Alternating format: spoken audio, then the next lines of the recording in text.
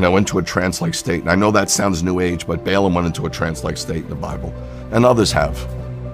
And I saw the eastern sky open up. And I saw somebody come out of that eastern sky. And it came down and descended. And his face shone like the sun. And his clothes was white as light. And he pressed himself up against me. And the first thing he said is,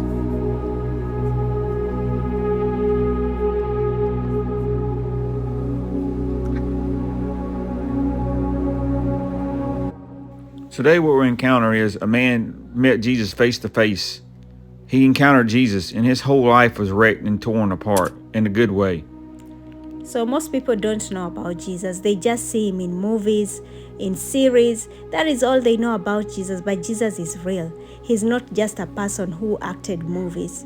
He is the Son of God. He exists. He's in heaven, and he's here with us too. Yes, he still walks among us now. I mean, people say he's just a character in the Bible, and he's just a prophet, but he's so much more than a prophet. He's the Son of God. He's not just a man who came and just stayed here on earth and went to heaven.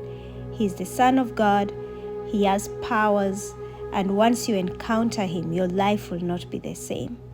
And you need to know him deeply.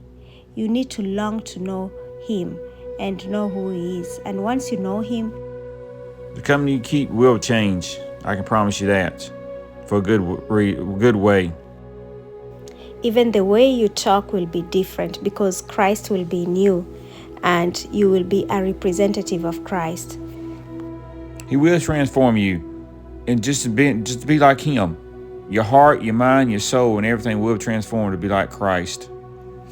Now let's watch this video of this Jew man who never knew God, who never even thought that Jesus existed for him. Yeah, he's Jewish and he never believed Jesus was the Messiah. But watch what happens when he meets him. Shalom, my name is Greg Hirschberg.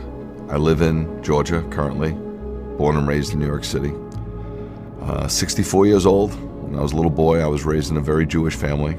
I was raised Orthodox, walked to my synagogue every Shabbat, went to Hebrew school 2 days a week. It was pretty austere. My mom sat behind the curtain. My dad wasn't too into it, as I could tell, but he loved my mom, and my mom was Orthodox, so he went along with it.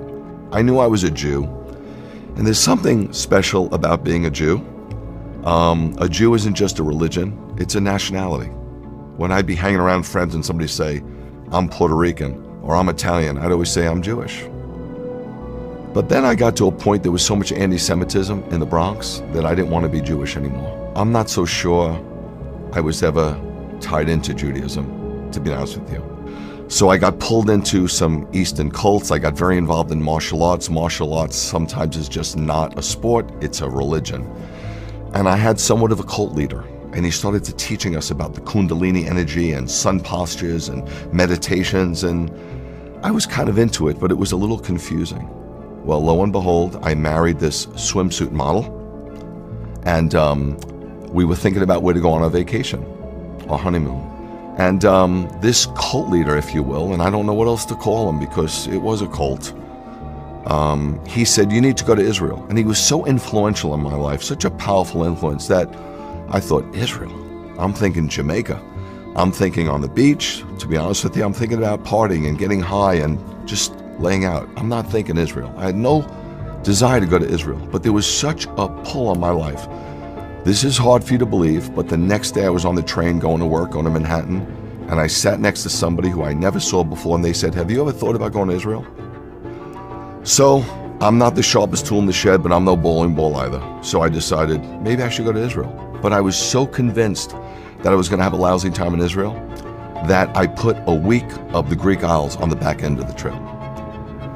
We go to Israel, my wife and I at the time, right? Get married, go to Israel, leave New York City on an El Al flight, get into Ben Gurion Airport, and we immediately take a flight to Eilat. I was scuba diving in the Red Sea. We were water skiing on top of the Red Sea. We were going out to restaurants, partying, dancing, having a great time. Then we came to Jerusalem about 5 days later. There's an Armenian corner and a Christian corner and a Muslim corner, and it was shocking to me. And I didn't really enjoy it, but we went out to some great restaurants. We just saw some sights on our own. We're having a pretty good time, but I'm thinking, I gotta get to Greece. Well, we had 1 day left. one day left to the trip. And I said to my wife, let's get a car and let's go up north. And so she said, why? I said, I don't know. She goes, no. She goes, where do you want to go? I said, I remember hearing something about a place called Tabor, a mount where something pretty special happened. Let's just go there. So we drove up and we didn't know where we were going. So they were hitchhikers. It was 1989. So a guy was hitchhiking. And so I took him where he was hitchhiking, and I look over to the left and I see this mount. And it's very strange, but the mount was calling my name. I felt as if somebody had a rod and they casted it off the top of that mount, and the hook went into my chest. And as I'm driving up, I got a little exasperated.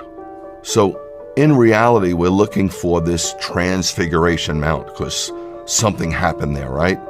And I get up to the mountain and I got out of the car and I ran to this covering, and there was a plaque and it said the Basilica to the Transfiguration. And I heard a voice, and the voice said, come away and pray with me. But I didn't know how to pray. So I emptied myself and closed my eyes, and I saw a vision. And I know that sounds weird, but people all over the Bible saw visions. And I went to a trance-like state. And I know that sounds new age, but Balaam went into a trance-like state in the Bible, and others have. And I saw the eastern sky open up. And I saw somebody come out of that eastern sky. And it came down and descended. And his face shone like the sun, and his clothes was white as light. And he pressed himself up against me. And the first thing he said is,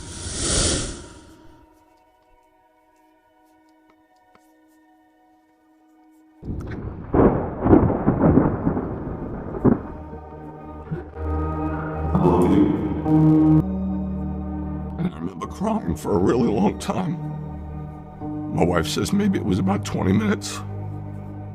And I looked back, and it wasn't tears of joy, and it wasn't tears of pain. It was like a sanctification. It was like a cleansing. Like all the crap, all the Eastern thought, all the nonsense, all the religion just came out of me. I didn't know anything about the Holy Spirit. I didn't know that God can enter your heart and live in your tabernacle. So I thought God was on the mountain. And I remember talking to God and saying, I'm so sorry that I have to leave. I don't want to leave. But I hope one day I can come back here.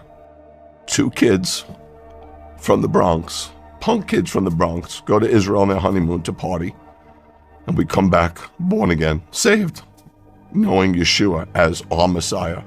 And I got to tell you, I was shocked because I was taught as a young man that Jesus had nothing to do with us. I thought he was the head of the Catholic Church, and Moses, if you will, is the head of the Jewish synagogue. But then I turned over this New Testament expecting to see something really Christian, something hardcore Gentile. It said, this is the genealogy of Yeshua the Messiah, the son of Abraham. I'm like, what? I'm in shock. The son of David. I'm in shock. I'm reading this genealogy, and it's purely a Jewish genealogy.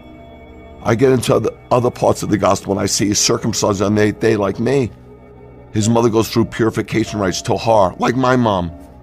He has a Pinyan Haben and dedicated, like I was. Man, I can't believe it. So to this day, when they say to me, Rabbi Greg, Jesus was Jewish, I'm like, what's with the past tense? It doesn't matter, but that's a fact. And the crazy thing is, I was secular, right?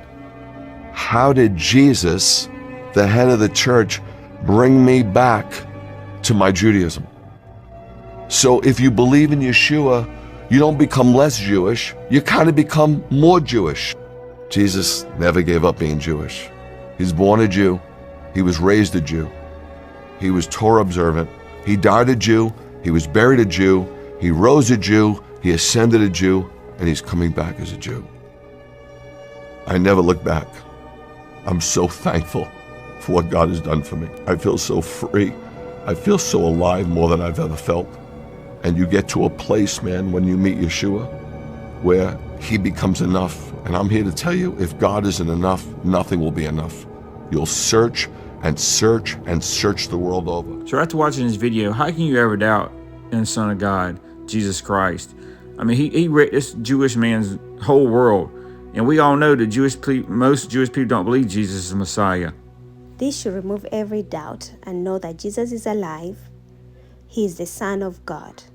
And if you haven't done that, ask the Holy Spirit to reveal it to you and pray about it.